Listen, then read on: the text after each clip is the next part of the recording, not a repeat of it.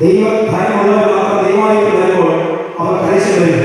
ഇതെത്ര പേർ ദൈവാലയത്തിൽ വരുമ്പോൾ കഴിയും പറയുമ്പോൾ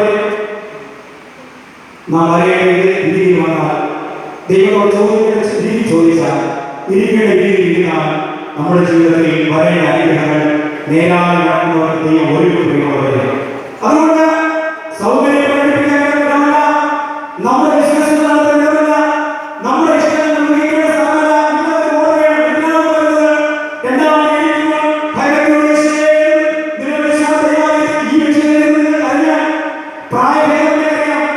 ഈ 60 വയസ്സ് അമ്മമാർ മാത്രമല്ല അറിയേണ്ടത്, യൗവനങ്ങൾക്ക് അറിയണം.